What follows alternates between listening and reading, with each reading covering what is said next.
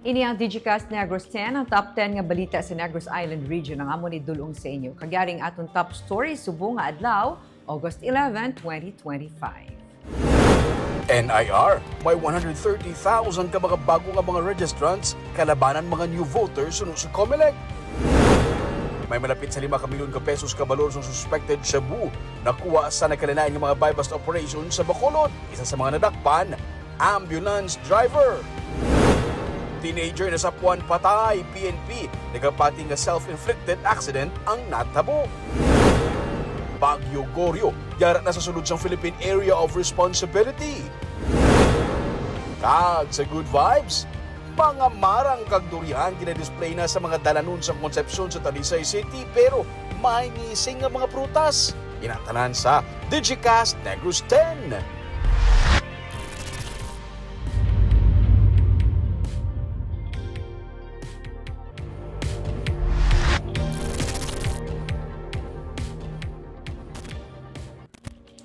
Sa number 10, Bagyo Goryo, yara sa sulod sang PAR. Ang bagyo nga may international name nga Pudol, ang sa karon ginhingadlan na nga Bagyo Goryo matapos makasulod na sa Philippine Area of Responsibility sang kagabi. As of 2 p.m., ang Bagyo nga Goryo ang yara na sa 1065 east sang extreme northern Luzon. May kabaskugon ini nga 110 kilometers per hour. Padayon ini nga nagagiho pasaka pagkadto sa direksyon sang Taiwan. Sunod sa pag-asa, ginapaabot nga pinakamalapit ini sa kadutaan sang Pilipinas sa Miyerkules sang aga kag magagwa na sa PAR sa Miyerkules sang gabi. Pathag sang pag-asa, wala sang direkta nga epekto si Goryo sa Pilipinas bangod sang kalayuon sini. Hindi man ini makapabaskog sang habagat. Mangin magalumon ng kalangitan kag posible ang pagbubo sang ulan. Kung may pag-ulan gidman, ini ang dala lamang sang localized thunderstorms, gani magalawig lang ini sang 30 minutos tubtob 1 ka oras.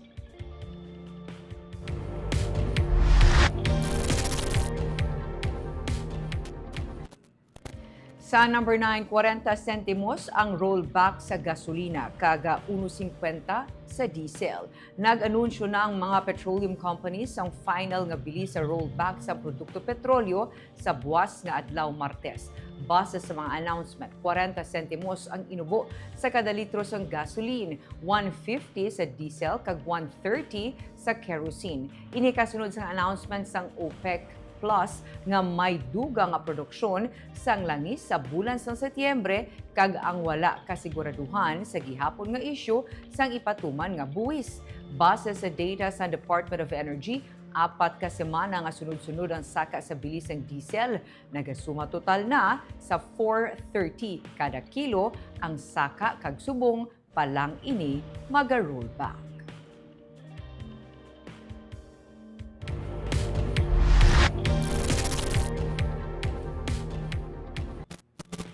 Sa number 8, presyo sang baboy sa merkado ang nagbarato. Damo ang supply sa karon dalaman sang panyempo suno sa Hog Raisers Association.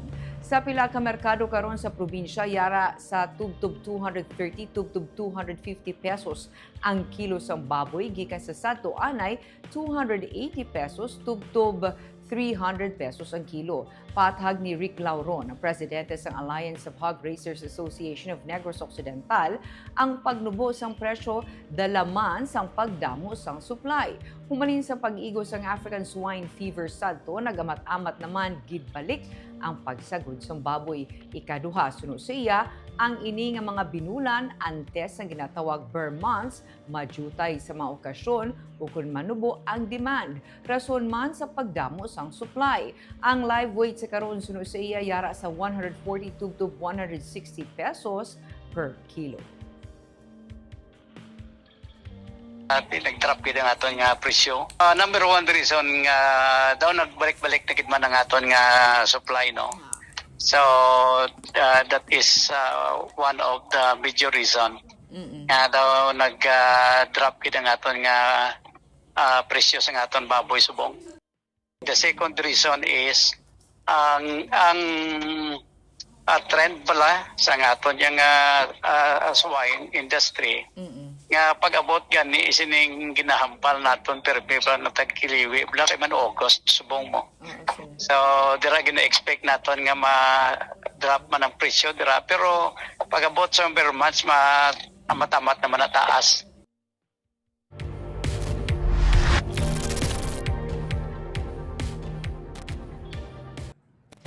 Sa number 7, 10 anyos nga bata patay matapos malumos sa Isabela. Nagahampang sa suba ang 3 ka mga mag-abyan apang ang isa sa ila ang nalumos Sabado sang hapon, Agosto 9. Nagluntad ang insidente sa Gintubhan River, Barangay 1 sa Banwas ng Isabela. Base sa investigasyon sa PNP, nagahampang samtang nagapaligo sa suba ang 10 anyos nga lalaki upod ang duha niya ka mga abyan nga puro man menor de edad. Apang nakakadto ang biktima sa madalom nga parte sang suba kag nalumos. Suno kay Major Joseph Partida sang hepe ng Isabela Police Station, nakapangayo man sang bulig ang duha ka mga kaupdanan sang biktima apang wala na siya matabangan. Isa ka concerned citizen nga ara malapit sa lugar ang nagdalagan kag nagbulig nga madala ang bata sa higad sang suba. Gindala sang rescue personnel ang bata sa Ignacio Lacson Arroyo Memorial District Hospital apang gindeklarar nga dead on arrival.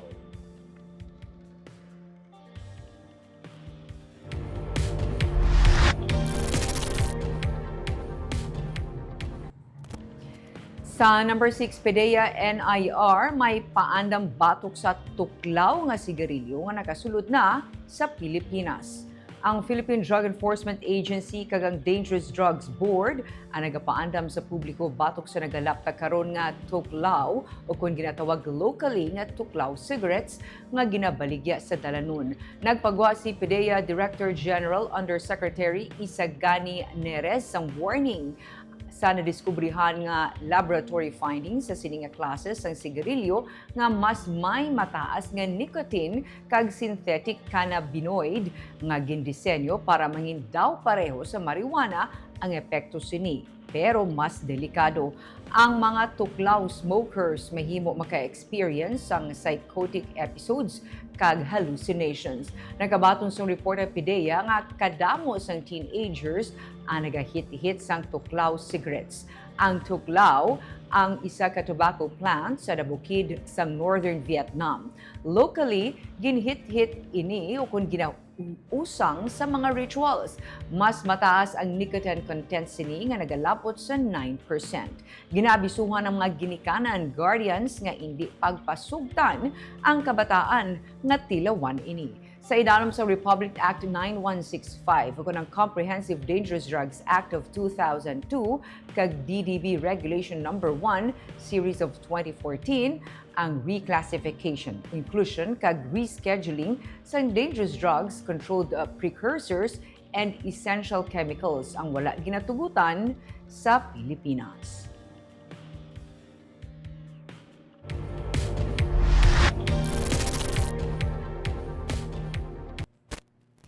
Sa number 5, may malapit sa 5 million pesos nga balor sang suspected shabu nakuha sa buy-bust operation sa Bacolod.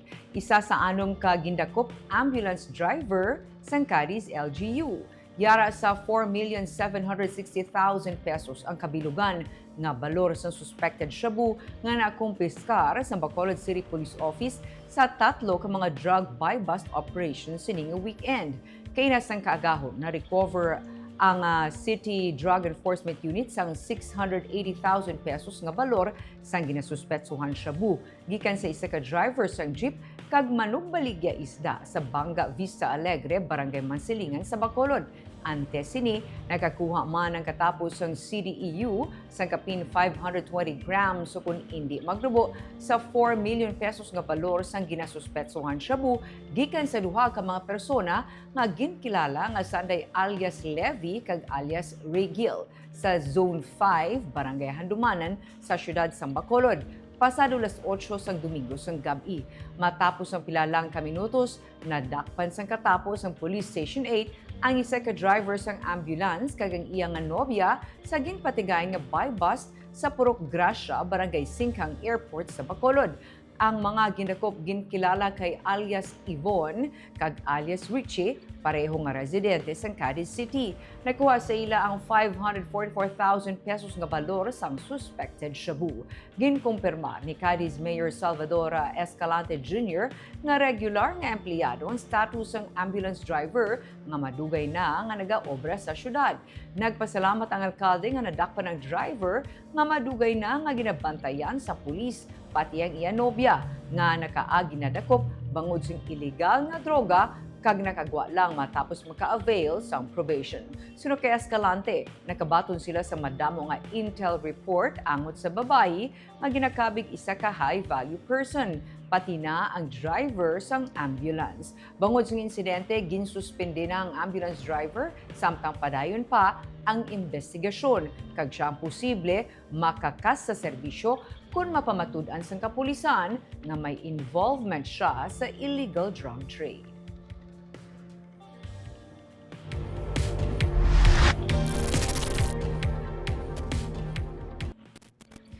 Sa number 4, teenager na sapwan patay, PNP nagapati nga self-inflicted accident ang natabo. Nagahigda sa higad sang dalan malapit sa kampo ang lalaki sa masapwan sa naglabay nga concerned citizen sa Barangay Salvacion, Banwa sa Murcia, Domingo sang aga. May mga pila sa lawas kag ulo ang biktima nga ginkilala kay alias Clyde, 19 anyos, residente sa Barangay Alangilan sa Bacolod. Sa magresponde ang katapos sa Murcia Police Station, ilan nakitaan ang motorsiklo sa biktima sa sulod sang kampo. Sino kay Captain Honey Labaro, ang Deputy Chief sa Murcia Police Station, base sa ilang investigasyon, isa ka traffic incident ang nagluntad kung sariin naglapaw ang motorsiklo sa biktima sa kampo kag siyang natumba sa higad sa dalan. Wala sang CCTV ang lugar, gani wala man mahibaluan sang kapulisan kung pila na ka oras ang nagligad sang nagluntad ng insidente sang nasapwan ang biktima. Posible suno sa pulis nga nadulaan sang kontrol ang biktima sa ginamaneho niya nga motorsiklo. Suno sa iya mga kaupdanan, nagatambay sila sa isa ka bar sa nagdesisyon ang biktima nga magpauli na. Madulumang lugar nga natabuan sang insidente.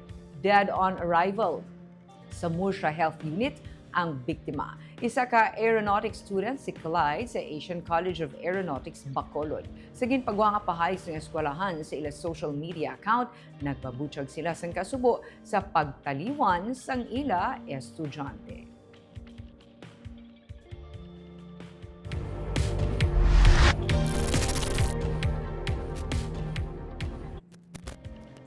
Sa number 3, may 17 ka mga bagong nga kaso sang dengue sa Bacolod. Sa report ng City Health Office sa Bacolod, sa Morbidity Week number 31, kung sang July 27 tubtub August 2, 2025, may nagdugang nga 17 ka mga kaso sang dengue sa syudad. Gani ang dengue cases sa Bacolod ang nagdangat na sa 671 humalin sang Enero. Mas mataas ini sang 35% kung ikumparar sa nagligid nga tuig nga may 497 lang ka mga kaso. Wala sa nagdugang sa mga napatay bangod sa makamamatay nga balatian. Yara sa gihapon sa 4 ang dengue deaths. Tig-isa sa alihis, Mansilingan, Vista Alegre, kag Handumanan. Nagapanguna ang Mansilingan nga may pinakamadamo nga dengue cases nga may 68. Nagapangduha ang Takuling nga may 55, ikatatlo ang Tangub nga may 45, Estefania may 44, kag ang Vista Alegre 36. Panawagan sa CHO, gubon ang tanan nga posible itlugan sang lamok sa sulod kag sagwa sang balay para makalikaw sa balatian nga dala sang lamok.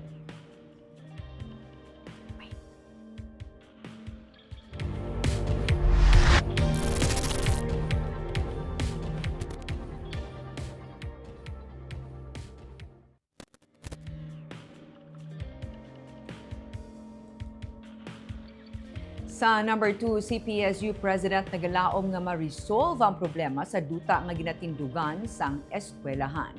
Presidente sa Central Philippine State University ang nagalaom nga sa gihapon ma-resolve ang issue sa duta sa CPSU Moises sa Padilla Campus karon nga nag-withdraw na ang probinsya sa tuyo nga pagbakal sini. Sa interview sa Digicast Negros kay Aladino Moraca, ang CPSU President, may kabudlayan man sila sa karon sa sitwasyon, pero tuyo nila nga magpabilin ang eskwelahan sa area. Pathag niya ang 2 hectares nga napaidalom sa deed of usufruct nga nag-expire na kag amo ang ginabawi isang pamilya Nazareno ang ginatindugan sa ilang nga administrative building, covered court kag iban nga classrooms kag library. Pero may 2.3 hectares pa man nga ginatindugan ng eskwelahan nga wala sang problema kag diri na lamang sila magatutok sang ilang nga investment.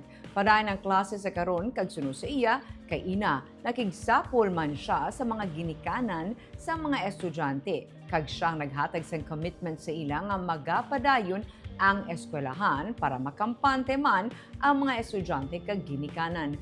May 920 nga nag-enroll karon nga school year sunod sa iya sa idalom sang information technology, agribusiness kag educational programs ang eskwelahan. Mga 80% sa mga estudyante mga taga Moises Padilla ang nabilin gikan na sa kaiping nga mga banwa. Nagahulat naman lamang sila sunod sa iya sa kun ano ang dangatan sang sitwasyon sa duta, pero nagalaom si Moraca nga mabuligan sa gihapon sang LGU o kung sang probinsya ang sitwasyon. Nag-withdraw ang probinsya sa tuyo nga pagbakal sa duta sa balor nga 25 million pesos matapos nga wala makakomply si Francisco Nazareno Jr. sa mga legal kag documentary requirements. Nangin uncooperative man si Nazareno. Actually kami sa administration karon ga palibog na kung anong mga himuon namon. Pero ako gakati ko nga basi na istoryahan pa man ako ma-resolve. Dito ko halin ma'am, nagstorya ko to sa mga sa parents, sa estudyante, nag-commit na ko to nga hindi ka mo magkabalaka, mapabili na di ang university.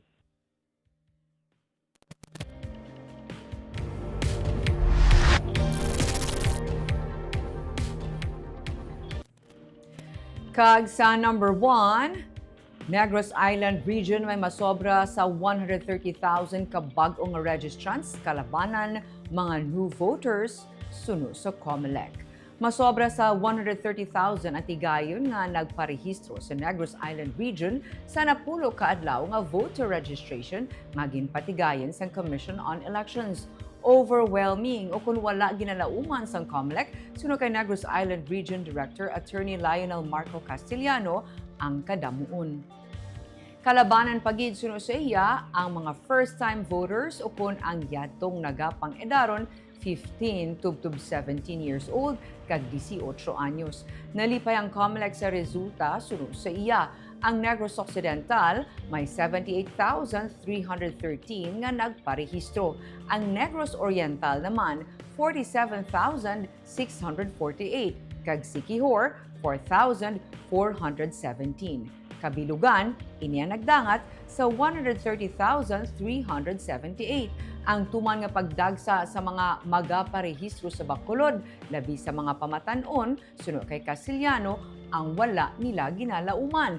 May mga kabataan nga nagpila sang gabi pa lang. Sa video nga kuha ni Joe L. Sabado 6 ang aga, makita ang pagpunsok sa mga magaparehistro suno sa iya sa gwa sang Robinson's Mall, ang iba nagadinilagan sa ginapatihan pagpila. Suno kay Castellano sa among eksperyensya, kinahanglan na suno sa iya sa coordination sa security sa mall kag sa pulis. Kag kinahanglan man sang dugang nga voter registration machine ang Bacolod.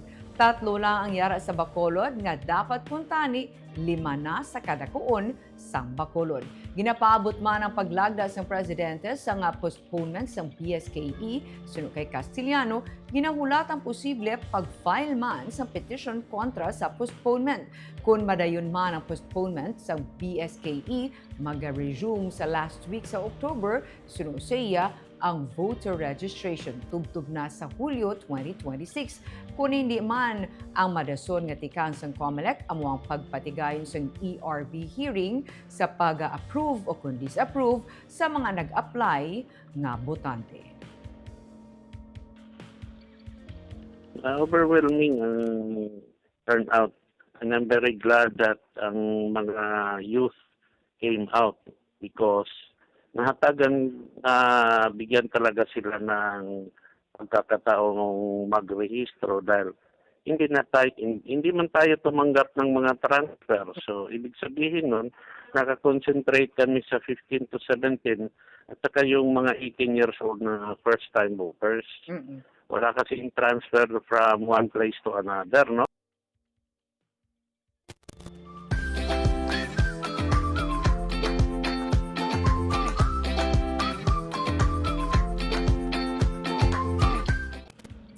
Sa Good Vibes, mga prutas pareho sang durian kag marang makita na nga ginabaligya sa higat sandalan sa Barangay Concepcion sa Talisay City.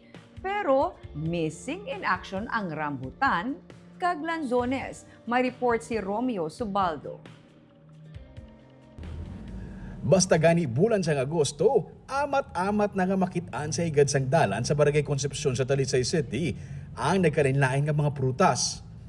Pero sa aton nga paglibot dito kay ina, marang kag durian lang ang makita nga gina-display. May saging, may langka, missing ang lansones kag rambutan. Wala rambutan? Wala pa rambutan? Lansones wala man? O subo ba? Ano lang ara? Nang durian marang. Amula na. Gulpi lang wala lansones no? Pagtulak ka sa bulan sunis. Kasi Ang mga puno sang lansones sa barangay, wala sang mga bunga. Ang mga rambutan, may bunga pero green pa ang kolor, alang-alang pa. Istorya sang isa sa mga nagatanom sang puno sang rambutan, lansones kag marang nga sinunito Quechon. Bisan sila, nakibot nga wala nagpamunga ang mga lansones sa ilang nga barangay. Sa iya eksperyensya, daw ini pa lang ang unang nga tuig nga wala nakapamunga ang lansones, base kuno dala lang sang klima. Si subong si Rugin sa iyo. Bisan sing una display halos tanan din nga display mi ara. Abiyara na. Oo. Dapat amo nga bulan, August kasugod sa pamunga. Pamunga na saya o. Ara na gid na iya. May luto na siya tapos taga pa tanang na sabla. Oo. Basta sa October.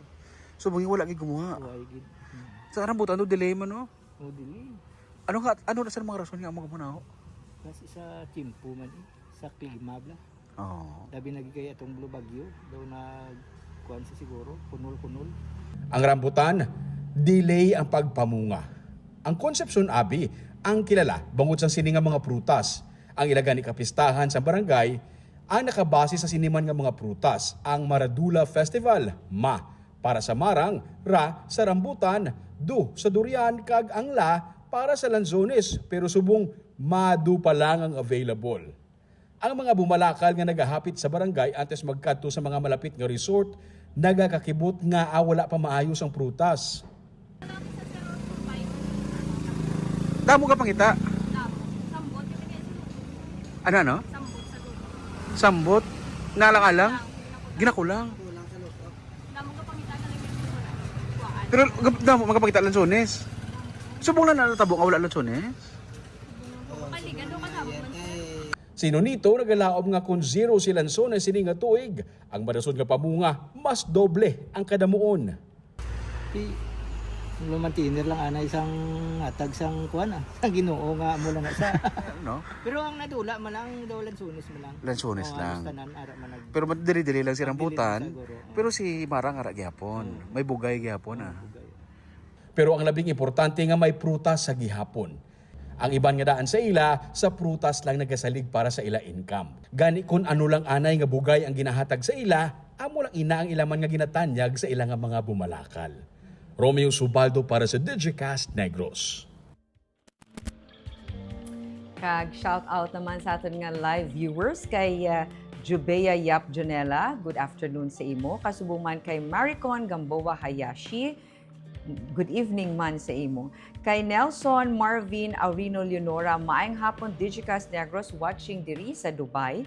Kay Jessery Garucha Hevero, maayong hapon ka Digicast. Ma'am Barbara watching from Himamaylan. God bless everyone. Shout out lang sa akon baby Cotton. Shout out kay baby Cotton. Tapos kay Salvador Española. Maayong hapon Digicast Negros, maayong hapon man sa imo. Watching live from Hiligaran. Joshua Lancelot Torres Sabio, good afternoon. Happy listening from East Homes 3. Pa-shout out lang kay Lola Naida. O, Lola Naida and Merl nga nagapamati. Permi, hello sa inyong aduha. Kay Maria Fe Panaga Baredo. Good PM, Digicast Negros. Good PM man kuno Ma'am Barb.